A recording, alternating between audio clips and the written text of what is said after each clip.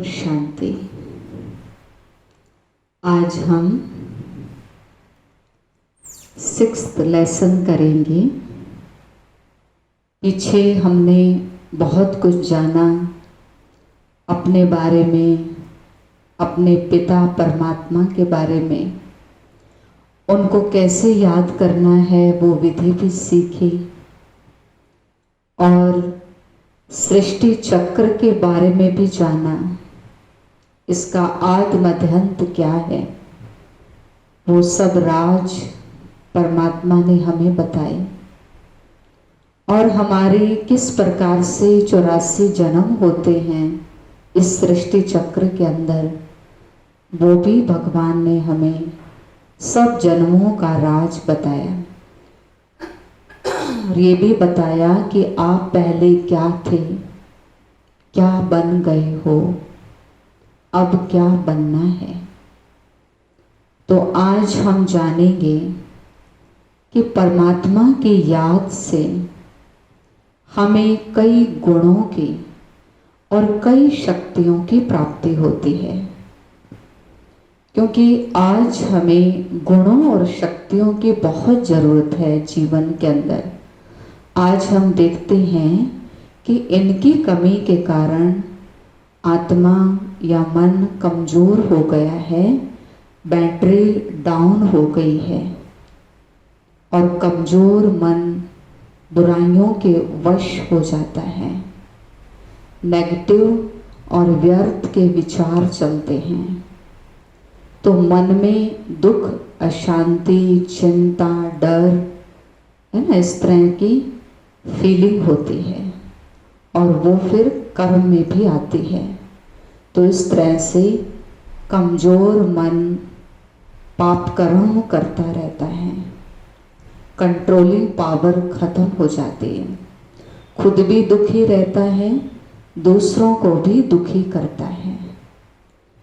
तो परमात्मा कहते हैं कि मेरी याद इस समय इसीलिए जरूरत है कि आप आत्मा शक्तिशाली बन जाएं और सर्व गुणों से भरपूर हो जाएं।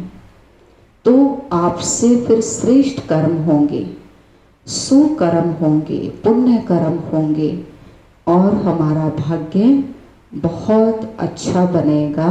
यानी हमें कई जन्मों तक सुखों की प्राप्ति होगी।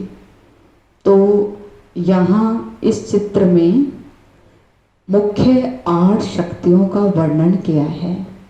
वैसे तो परमात्मा से हमें बहुत सारी दैवी शक्तियाँ प्राप्त होती हैं, लेकिन यहाँ मेन 8 शक्तियों का ही वर्णन है। इसलिए जितने भी देवी देवता हैं, 33 करोड़ देवी देवता हैं, उन्होंने परमात्मा से ही गुण और शक्तियाँ ली हैं। और आज देवी देवताओं का जड़ चित्रों के रूप में गायन होता है, पूजन होता है, महिमा होती है, उनके व्रत रखे जाते हैं। तो ये पूजा किसकी है? ये गुणों और शक्तियों की पूजा है, जो देवियों को, देवताओं को भुजाओं के रूप में दिखाया है। जैसे दुर्गा की 8 भुजाएं हैं, तो 8 भुजाओं का मतलब है अष्ट शक्तियां आत्मा में। तो आत्मा जब परमात्मा को याद करती है तो उसके अंदर ये 8 मुख्य शक्तियां आ जाती हैं, तो वही आत्मा देवी बन जाती है। तो वास्तव में कोई देवी के ऐसे 8 हाथ, 4 हाथ नहीं होते हैं। देवी देवता भी हमारी ही तरह होते हैं। उनका शरीर की बनावट ऐसी ही होती है, 2 ही हाथ होते हैं, 2 ही आंखें होती हैं, एक ही सिर होता है, एक ही मुख, 2 ही कान, 2 ही पाँव होते हैं। लेकिन उनके जीवन में यानी आत्मा में शक्तियाँ और गुण भरे होते हैं और वो गुण और शक्तियाँ इस समय संगम युग पर परम पिता परमात्मा से हमें प्राप्त होती हैं। तो जो आत्मा परमात्मा से शक्तियाँ लेकर अपने आप को शक्तिशाली बनाती है, शक्तियों के आधार पर, गुणों के आधार पर कर्म करती है, तो उसका कर्म श्रेष्ठ हो जाता है और वो देवी देवता बन जाती है, देवी देवता कहलाते हैं और उन्हीं का ही फिर भक्ति मार्ग में पूजन होता है, गायन होता है। तो ये शक्तियाँ कौन कौन सी हैं, एक एक शक्ति का हम वर्णन करेंगे, उसके बारे में थोड़ा सा विस्तार से जानेंगे कि किस शक्ति से क्या फ़ायदा है, उसको हम कैसे यूज़ करें प्रैक्टिकल कर्म में और बुराइयों से, विषय विकारों से बचे रहें, कमज़ोर होने से बचे रहें, पावरफुल होकर रहें। सबसे पहली शक्ति है इसमें दिखाई है सहन करने की शक्ति। जैसे आज हम देखते हैं कि आज के मनुष्य में सहन करने की शक्ति नहीं है, या तो है तो थोड़ी सी है, कम है मतलब, इसलिए मन में शांति, खुशी नहीं रहती है, क्योंकि सहन ना करने के कारण मन में थॉट चलते रहते हैं व्यर्थ के और नेगेटिव, तो मन में शांति नहीं होती है, खुशी नहीं होती है और फिर व्यवहार भी ऐसे होता है, फिर उल्टा सुल्टा व्यवहार हो जाता है, क्योंकि सहन नहीं कर पाते हैं तो मुख से भी गलत शब्द निकल जाते हैं और बदले की भावना भी आ जाती है ना, तो और ही फिर पाप कर्म हो जाता है, तो और ज़्यादा फिर दुख हो जाता है। तो इसलिए कैसे हम इस शक्ति को अपने जीवन में लाएं, तो परमात्मा की याद से हमें इस शक्ति की प्राप्ति होती है। जब हम सहन शक्ति को देखते हैं तो सहन के साथ एक शब्द है शक्ति, तो सहन करना माना शक्तिशाली बनना। तो सहन कौन कर सकता है? जो आत्मा शक्तिशाली है। कई लोग सोचते हैं कि सहन करना कायरता है, कमजोरी है। ये कमजोरी नहीं है, कायरता नहीं है, सहनशील कहा जाता है। शील माना गुण, तो सहन करना एक गुण है और जब वो गुण कर्म में आता है तो वो शक्ति बन जाता है। इसीलिए सहन शक्ति कहा जाता है। इंग्लिश में हम टॉलरेंस पावर कहते हैं। तो हमारे अंदर वैसे तो सहन शक्ति है, लेकिन कहीं कहीं हम इसको यूज़ करते हैं और कहीं नहीं यूज़ करते हैं। देखते हैं जहाँ हमारा प्यार है जिससे भी, तो वहाँ सहन हो जाता है, और जिनसे प्यार नहीं है उनकी थोड़ी सी बात भी लग जाती है, सहन नहीं कर सकते हैं, बदले की भावना अंदर में आ जाती है या नफरत और घृणा पैदा हो जाती है। तो इसीलिए अगर हम सभी को आत्मिक दृष्टि से देखेंगे कि हर आत्मा भाई भाई है, हमारे ही भाई बहन हैं, अगर किसी से गलती हो भी जाती है, कोई हमें बुरा बोल भी देता है, तो कोई बात नहीं, हमें उसको सहन करना है और शांत रहना है, उसको शुभ वाइब्रेशन देने हैं और ये सोचना है कि ये आत्मा मन से कमज़ोर हो चुके हैं, ये मन से बीमार है, इसीलिए इसने ऐसा बोला या ऐसा व्यवहार किया। तो अगर हम ये बात अंदर में लाएंगे, ये सोच लाएंगे, तो हमारे अंदर सहन करने की शक्ति आ जाएगी। कई बार हम मजबूरी से सहन करते हैं, मजबूरी से, कई बार हम डर से सहन करते हैं। जैसे कोई एक कंपनी में नौकरी करता है कहीं, या कहीं और भी जॉब करते हैं, तो हमारे जो सीनियर होते हैं, बड़े होते हैं, कोई बॉस होता है, तो वो अगर हमें डांटता है तो हम वहाँ चुप रहते हैं, आगे जवाब नहीं देते हैं।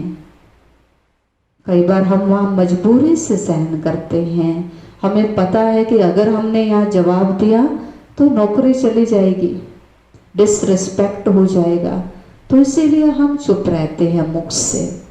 लेकिन हम मन ही मन बोलते रहते हैं, मन ही मन सोचते रहते हैं कि इसने मुझे ऐसे कहा, इन्होंने मुझे ऐसा क्यों कहा, मेरी इंसल्ट कर दी, है ना। तो अंदर ही अंदर सोचते रहते हैं व्यर्थ चिंतन, नेगेटिव चिंतन, जिससे मन भारी हो जाता है ना, हल्का नहीं रह पाते, खुशी खत्म हो जाती है। तो इसलिए भगवान कहता है खुशी से सहन करो, तो मन में शांति और खुशी बनी रहेगी, शक्ति बनी रहेगी। तो मजबूरी से, डर से सहन नहीं करना है, खुशी से करना है, क्योंकि ये भगवान की आज्ञा है कि इस समय आप सहन करेंगे तो भविष्य में, सतयुग में सहनशाह बनेंगे। आप देखो, जड़ वस्तुओं के अंदर, पेड़ पौधों में भी सहन शक्ति है, वृक्ष के अंदर है।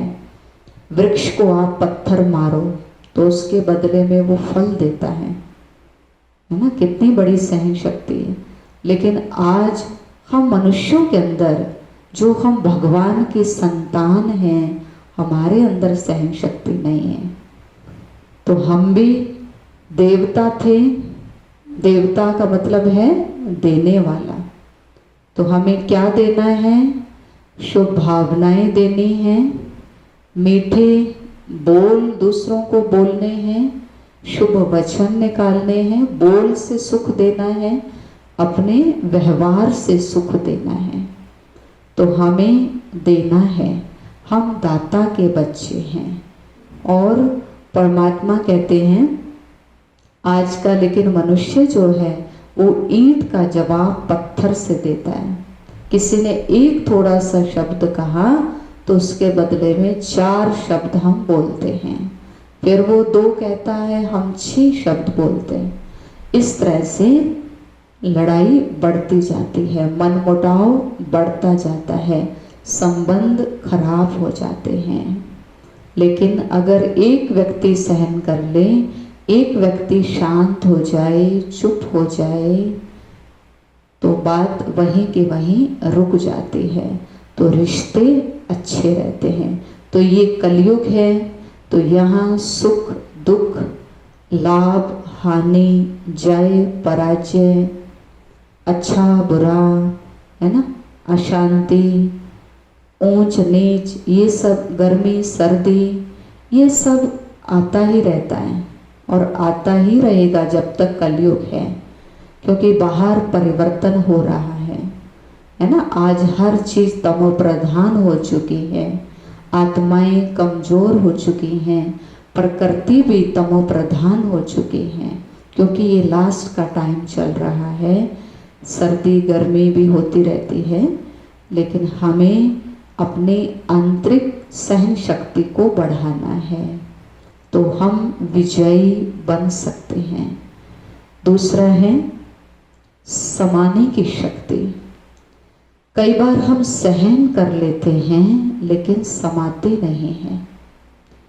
जैसे सागर सब नदियों का पानी अपने अंदर समा लेता है, ऊपर से शांत रहता है, चाहे कैसा भी पानी हो।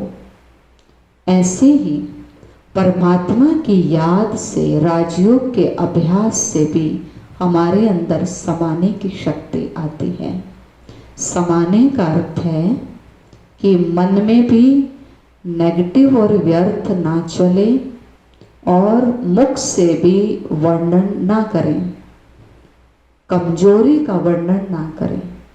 नेगेटिव व्यर्थ तो है ही चारों तरफ, अवगुण तो हैं ही, कमजोरियां तो हैं ही, परिस्थितियां तो हैं ही, लेकिन सारा दिन उनका इधर उधर वर्णन करते रहना, मन में सोचते रहना, तो वो हमें दुख अशांति की महसूसता कराता रहेगा, है ना। हमें शांत नहीं होने देगा, हमें खुश नहीं रहने देगा।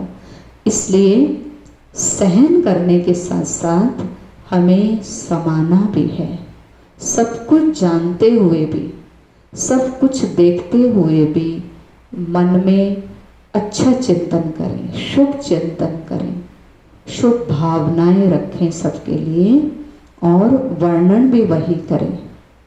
तो इससे हम अच्छे कर्म करते रहेंगे, पुण्य कर्म करते रहेंगे, और हमें वर्तमान में भी सुख मिलेगा और भविष्य भी हमारा उज्जवल होगा। फिर है परखने और निर्णय करने की शक्ति। कई जैसे सुनार है, असली और नकली हीरे को परखता है ना, कि असली है या नकली है। ऐसे ही परमात्मा की याद से भी हमारे अंदर परखने की शक्ति आती है। कौन व्यक्ति कैसा है, किसके स्वभाव संस्कार कैसे हैं, उनके साथ हमें कैसे चलना है, कैसे एडजस्ट होना है। परिस्थिति आई है, वो परिस्थिति कैसी है, क्या है, उसके बारे में पूरी जानकारी, कितनी बड़ी है, छोटी है, हमें क्या करना है। तो ये परख शक्ति, बातें भी आती हैं तो उनको भी परखना, ये ठीक है या नहीं है, सही है गलत है, क्या करना है, अंदर में कितना इसको लेना है या नहीं लेना है। तो बहुत सारी चीज़ें आती हैं, तो हमें परखना होता है कि ये कमजोरी है, ये माया है, ये विकार है, जो भिन्न भिन्न तरीके से आत्मा को कमजोर बनाने के लिए आते हैं, आत्मा के गुणों को खत्म करने के लिए आते हैं। लेकिन हम परख कर विजयी बन सकते हैं। परमात्मा की याद से हमें परखने की शक्ति मिलती है। तो इस तरह से हम परखेंगे तो हम शक्तिशाली रहेंगे। दूसरा है निर्णय करने की शक्ति। पाप क्या है, पुण्य क्या है, सही क्या है, गलत क्या है, सत्य क्या है, असत्य क्या है, कौन सा कर्म करना चाहिए, कौन सा कर्म नहीं करना चाहिए, क्या ठीक है, क्या गलत है। ये निर्णय करने की शक्ति राजयोग के अभ्यास से हमें मिलती है, यानी परमात्मा को याद करने से मिलती है। तो हमारी बुद्धि सही निर्णय लेती है योग से। तो परमात्मा की शिक्षाएं भी जो हैं, परमात्मा की जो आज्ञाएं हैं, वो भी हमारी बुद्धि में सही बैठ जाती हैं और उस अनुसार हम चलते हैं। हमें सही निर्णय जीवन में लेते हैं कि हमें ये करना है, ये नहीं करना है, ये सही है, ये गलत है। तो हमें सही निर्णय हो जाता है, तो हम धोखे से बच जाते हैं, दुख अशांति से बच जाते हैं। तो इस तरह से फिर है सामना करने की शक्ति। सामना, हमारे जीवन में कितनी परिस्थितियां आती हैं, समस्याएं आती हैं, घटनाएं घटती हैं, दुख अशांति की, अच्छी बुरी परिस्थितियां आती हैं, और छोटी छोटी भी आती हैं, बहुत बड़ी बड़ी भी, पहाड़ जितनी भी आती हैं। जैसे कोई हमारा निकट संबंधी शरीर छोड़ के चला जाता है, बहुत प्यारा संबंधी, या कोई छोटी उम्र में ही शरीर छोड़कर चला जाता है। जैसा कि आजकल हम देख रहे हैं कि कितनी छोटी छोटी उम्र में आत्माएं देह का त्याग कर रही हैं, थोड़ा सा कारण हुआ है ना। तो कहने का ये मतलब है कि ऐसी परिस्थिति में हम अपने मन को शांत कैसे रखें, है ना, उस परिस्थिति को कैसे स्वीकार करें, शांत रहें और आगे बढ़ें, एक्सेप्ट करें उसको। नहीं तो दुख होता रहेगा, अशांति होती रहेगी, तनाव बढ़ जाएगा, चिंता डर बढ़ जाएगा और वो और नेगेटिव व्यर्थ हमारा मन होता जाएगा, हमारा मन और कमज़ोर होता जाएगा। फिर ना हम अपने को संभाल सकते हैं, ना दूसरे और जो बच गया है हम उसको संभाल सकते हैं। आगे की जर्नी हमारी खराब हो जाएगी, क्योंकि आत्मा की यात्रा तो चलती रहती है। उन्होंने तो अपना रोल पूरा कर दिया दूसरी आत्मा ने, लेकिन हमें अपना रोल पूरा करना है, हमें अपने को भी ठीक रखना है और जो हमारे साथ आसपास और लोग भी हैं जो रह गए हैं उनको भी ठीक रखना है, उनको भी शक्तिशाली बनाने में सहयोग देना है, अपनी जिम्मेवारी भी सही निभानी है और आगे की यात्रा भी हमारी सही हो, क्योंकि आत्मा तो देह त्याग करती है, पुनर्जन्म लेती है, यात्रा चलती ही रहती है। तो इसीलिए हम ऐसी घड़ी में सामना कर सके, वो शक्ति हमारे अंदर आए, तो ये राजयोग के अभ्यास से ही आती है, यानी परमात्मा की याद से आती है। तो अगर हमें परमात्मा को याद करने का लंबे टाइम का अभ्यास होगा तो हम ऐसी परिस्थिति का सहज ही सामना कर सकते हैं, यानी सहज उसको स्वीकार कर सकते हैं और शांत रह सकते हैं और आगे की यात्रा अपनी अच्छी बिता सकते हैं।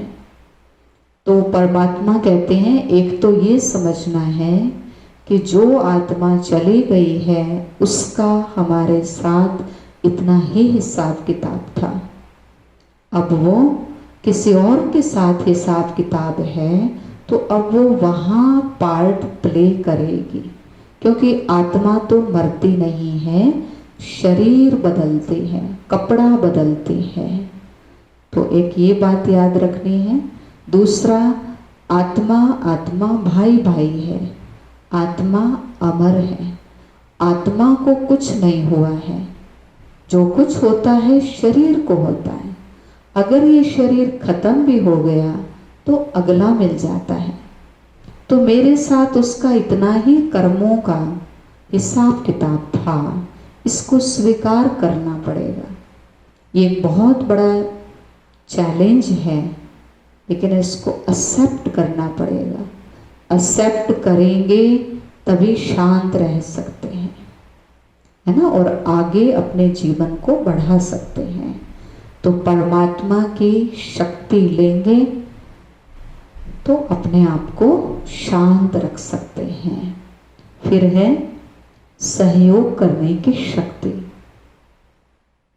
जब हमारे अंदर आत्मिक ज्ञान हो जाता है कि आत्मा भाई भाई है, सारा विश्व ईश्वरीय परिवार है, क्योंकि हम ईश्वर के बच्चे हैं, वो हमारे माता पिता हैं। कहा भी जाता है तुम मात पिता हम बालक तेरे, तुम्हारी कृपा से सुख गनेरे। तो सारी आत्माएं ईश्वर के संतान हैं, तो उनकी संतान होने के नाते हम आपस में भाई भाई हैं। इसलिए इस संसार को सुखमय बनाने में हमें सहयोगी बनना है, अपने को भी सुखी बनाना है गुणों और शक्तियों के आधार से, और दूसरों को भी सुख का रास्ता बताना है, उनको भी मन वचन कर्म से सुख देना है। तो ये सारा संसार सुखी हो जाएगा अगर हम एक दूसरे को इस प्रकार से सहयोग देंगे। तो परमात्मा कहते हैं मैं विश्व परिवर्तन का कार्य कर रहा हूँ, तो आप सबके सहयोग की जरूरत है। तो हमें भगवान के कार्य में सहयोगी बनना है। ये बहुत बड़ा कलयुग रूपी पहाड़ है, तो इसको उठाने में, इसको परिवर्तन करने में हमें अपनी एक उंगली लगानी है। जैसे कहते हैं ना, गोवर्धन पर्वत उठाया, आखिर में उंगली तो भगवान ने ही लगाई, लेकिन भगवान भी इस कार्य को तभी कर पाएंगे, इस दुखों के पहाड़ को तभी उठा पाएंगे जब हम सबका सहयोग प्राप्त होगा। तो इसलिए अपने जीवन को परिवर्तन करना, यानी अच्छा बनाना, श्रेष्ठ बनाना, ये परमात्मा को हमें सहयोग देना है और दूसरों का जीवन भी अच्छा श्रेष्ठ बनाने में सहयोगी बनना है। तो ये संसार जरूर सुखमय बन जाएगा, हम सभी सुखी हो जाएंगे। तो इस तरह से परमात्मा को याद करने से हमारे अंदर सहयोग करने की भी शक्ति आ जाती है। फिर है विस्तार को संकीर्ण करने की शक्ति। जैसे कछुआ होता है, कछुआ होता है, जब उसको भूख लगती है तो वो अपने कर्मेंद्रियों को फैला लेता है, और जब वो खाना खा लेता है फिर अपने कर्मेंद्रियों को सिकोड़ लेता है। तो कछुए के अंदर ये शक्ति है, विस्तार को संकीर्ण करने की शक्ति। लेकिन आज मनुष्य के अंदर ये शक्ति नहीं है।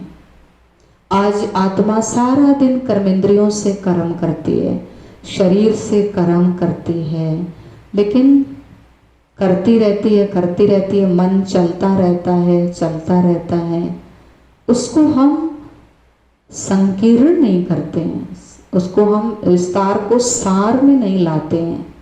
यानी कर्मेंद्रियों से आत्मा डिटैच नहीं होती है, मतलब दुनियावी चीज़ों के संकल्प चलते ही रहते हैं, देह के कारोबार के संकल्प चलते ही रहते हैं, उसको हम स्टॉप नहीं करते, थोड़ी देर के लिए डिटैच नहीं होते। जैसे हम देखते हैं कि हम कहीं गाड़ी में जा रहे हैं तो आगे चौराया आता है तो रेड लाइट हो जाती है, तो सभी इधर की गाड़ियां रुक जाते हैं, है ना, 1 मिनट रुक जाते हैं, तो सभी स्टॉप हो जाते हैं ना, फिर चलना बंद कर देते हैं। फिर जब रेड लाइट खत्म होती है, ग्रीन लाइट जलती है, फिर सब चलना शुरू कर देते हैं। तो ऐसे हमें भी ये अभ्यास, ये आदत होनी चाहिए, ये स्वभाव बनाना चाहिए कि हम शरीर से, कर्मेंद्रियों से कर्म करें और फिर बीच बीच में हम इससे डिटैच हो जाएं। मतलब मन को इस दुनियावी बातों से, कारोबार से, संकल्पों से हम स्टॉप कर दें, अपने मन को ट्रैफिक कंट्रोल दे दें और अंदर चले जाएं, आत्मचिंतन करें, परमात्म चिंतन करें, शुभ चिंतन, ज्ञान का चिंतन करें। इससे हमारे अंदर शक्ति आएगी, है ना, इससे हमें रिलैक्स मिलेगा, शांति आएगी, पावर बढ़ेगी, बैटरी हमारी चार्ज होगी, फिर दोबारा हम कर्मेंद्रियों में आए, शरीर में आए, फिर कर्म करें। तो आप देखेंगे वो कर्म बहुत अच्छी तरह से कर पाएंगे, क्योंकि हम अंदर से चार्ज होंगे, गुण और शक्तियों से भरपूर होंगे, तो हम कर्म भी बहुत अच्छा, सुंदर और श्रेष्ठ कर पाएंगे, सुखदायी कर्म कर पाएंगे, पुण्य कर्म कर पाएंगे। तो ये शक्ति हमारे अंदर योग से आती जाती है। बीच बीच में आप समय निकालकर हर घंटे 2 घंटे बाद अपने आप को इधर से डिटैच करके अपना मन उस परमात्मा में लगा लें। तो शरीर में आए, फिर डिटैच हो जाएं, फिर आए, फिर ऊपर चले जाएं, डिटैच हो जाएं। तो ये विस्तार को संकीर्ण करने की शक्ति कछुए की तरह हमारे अंदर आ जाएगी। फिर है समेटने की शक्ति। जैसे कहीं हम जाते हैं तो हम अपने साथ घर का पूरा सामान लेकर नहीं जाते हैं, हम थोड़ा सा सामान लेके जाते हैं तो अटैची है, थोड़े कपड़े हैं, इस तरह से लेकर जाते हैं। तो हमें ये देखना है कि संसार के अंदर हम आए हैं, शरीर में आए हैं, हम पार्ट प्ले कर रहे हैं, लेकिन एक दिन हमें इस शरीर को छोड़ के जाना भी है, अगली यात्रा पर जाना है। लेकिन हम क्या लेकर जाएंगे, क्या सामान लेकर जाएं? यहाँ हम बहुत कुछ इकट्ठा करते हैं, वस्तु, वैभव, पदार्थ, धन, दौलत, बहुत कुछ आत्मा इकट्ठा करती है, लेकिन ये सब आत्मा के साथ कुछ नहीं जाता है। क्या जाता है? पुण्य कर्म, श्रेष्ठ कर्म, दुआएं, परमात्मा की याद, है ना, आत्मिक चिंतन जो किया, आत्मिक उन्नति जो की, अपने संस्कारों को श्रेष्ठ बनाया, वो कर्म हमारे साथ जाते हैं। किसी की भलाई करे, वो कर्म हमारे साथ जाते हैं। तो इसीलिए हमें वही इकट्ठा करना है। सब कुछ करते हुए, शरीर निर्वाह करते हुए, हमें ये चीज़ें, ये सामान जरूर इकट्ठा करना है जो हम अगली यात्रा के लिए ले जाएंगे, है ना। नहीं तो खाली हाथ जाना पड़ेगा। फिर क्या भाग्य लेकर जा रहे हैं, क्योंकि ये अगर नहीं किया तो आगे भाग्य अच्छा नहीं बनेगा। तो हम चाहते हैं आगे भी हमारी डेस्टिनी अच्छी बने, भाग्य अच्छा बने, आगे भी जीवन में सुख रहे। तो इसलिए यहाँ ये पुण्य कर्मों का सामान इकट्ठा करना है। उसके लिए यहाँ से अपना बैग बैगेज समेट लेना है। ज़्यादा अपने मन बुद्धि का विस्तार नहीं करना, मन बुद्धि फंसानी नहीं है। कर्म करते हुए चीज़ों में, साधनों में, वस्तु में, धन दौलत में अपने को अटैच नहीं करना है, फंसाना नहीं है, अपने मन को समेट लेना है। कभी भी जाना पड़ सकता है, कभी भी बुलावा आ सकता है, लेकिन मेरा सामान जो मुझे साथ लेके जाना है पुण्य कर्मों का, वो मुझे जरूर इकट्ठा करना है और ज़्यादा से ज़्यादा करना है। यही समझदारी है। तो इस तरह से ये आठों शक्तियाँ हमें राजयोग के अभ्यास से मिलती हैं, यानी परमात्मा की याद से प्राप्त होते हैं। तो हमें राजयोग का अभ्यास अपने दिनचर्या में जरूर करना चाहिए। सुबह सुबह तो करना ही है, शाम को भी करना है बैठकर, लेकिन दिन में भी कर्म करते हुए भी करना है। ये कर्म योग भी है। और बीच बीच में ट्रैफिक कंट्रोल करें अपने मन का। 1-2 मिनट अपने मन बुद्धि को यहाँ से हटा लें, डिटैच कर लें और परमात्म स्मृति में अपने मन को लगा दें। तो इस तरह से हमारी आत्मा की चार्जिंग होती रहेगी और हमें परमात्मा से ये गुण और शक्तियाँ प्राप्त होती रहेंगी। और जब हमारे अंदर ये सारी शक्तियाँ आ जाती हैं तो हम प्रैक्टिकल इनको यूज़ कर सकते हैं और समय पर यूज़ करना है। और कौन सी शक्ति कब यूज़ करनी है ये भी निर्णय करना, परखना है। ये ऐसे नहीं गलत हो जाएगा, फिर टाइम हो सहन करने का, सामना करने लग जाए, फिर सफलता नहीं मिलेगी, विजयी नहीं बनेंगे। इसलिए जिस शक्ति की जिस समय आवश्यकता हो उसी शक्ति को उस समय यूज करना है। तो इसके लिए परखने की शक्ति चाहिए। और जब आत्मा शक्तिशाली बन जाती है शक्तियों को धारण करके, तो विकारों पर, बुराइयों पर सहज विजय प्राप्त कर लेती है।